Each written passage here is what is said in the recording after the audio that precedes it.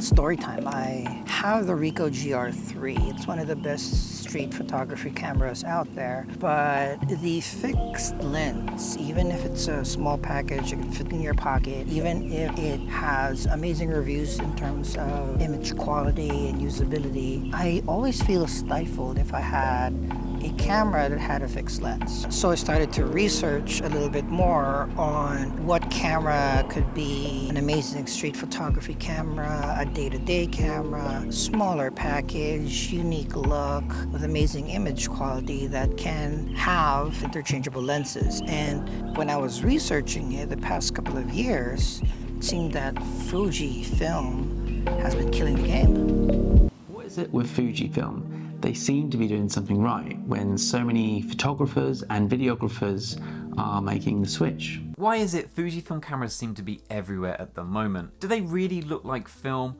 Are the manual controls really that good? And why is the X100V literally everywhere you look? This is the most difficult camera to get on the market right now, and I am confused as hell as to why everyone wants this Fuji X100 Mark V. This is the most hyped up camera I've ever seen. Everybody is talking about it on every social media platform. They call it the TikTok camera, and the resale price just keeps going up. It's the best photography camera of 2023, the Fujifilm X100V. That came out in 2020. Wait, what? It did? Yeah, it's a glorified point and shoot that you can't even change lenses on, that Gen Z hyped up because they're idiots. And as I researched more, a couple of cameras stood out. Of course, the X100V. Everybody wants one. It's weird that the aftermarket is more expensive than the MSRP, the original price, the XT-E4, and then consequently the XT-E5. But one camera stood out to me, not only because of its unique look and its capabilities, but the more that I went into people's experience on what the camera was, the more I wanted it for myself. And that's the reason why I got the X-Pro 3.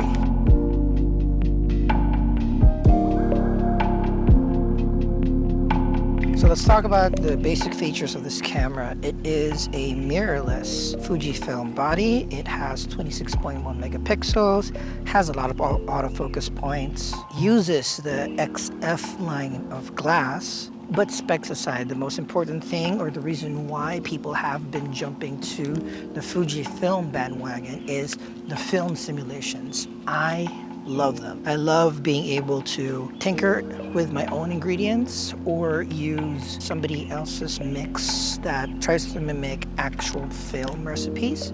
That has provided a lot of hobbyists and professional photographers a lot of joy in being able to find the film recipe that will be able to match the mood of what you want to express in your photo more.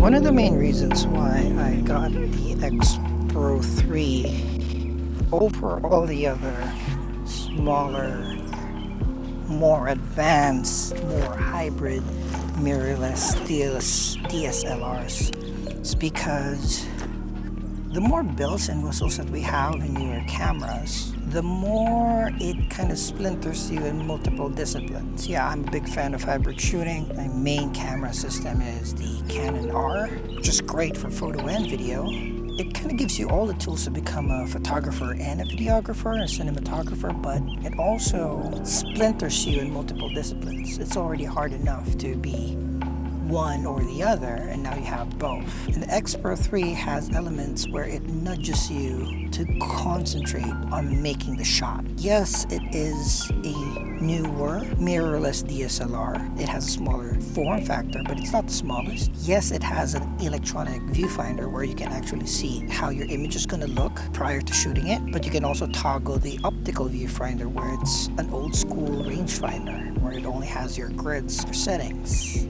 It has a screen, but it's not articulated. And when it's closed, you don't see your panel. It encourages you not to shoot and review your shot, shoot and review your shot, like how we're so used to in most of the cameras nowadays, even our phones.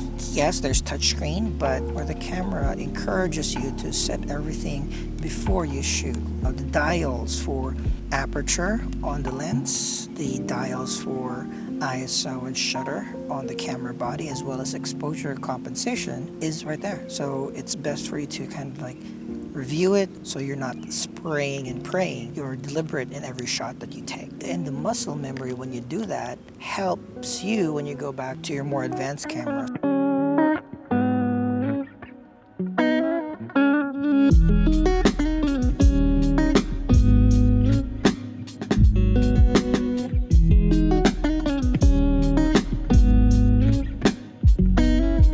I've had this camera for a little over a year now, and I just love it.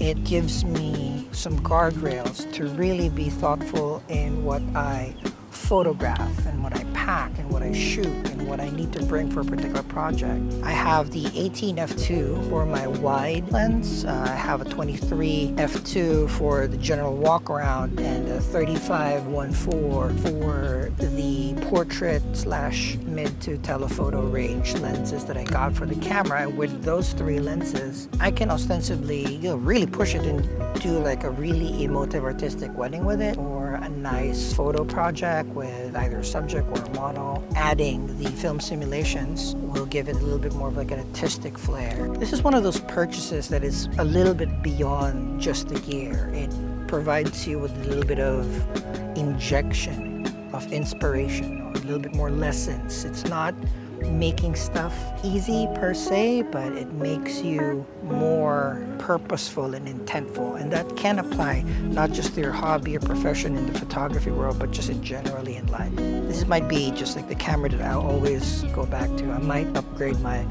filming gear or my like heavy duty photo gear, but this is a camera that if I am hiking or in a trip with friends or just walking around, this is the one that I put in my camera bag most often.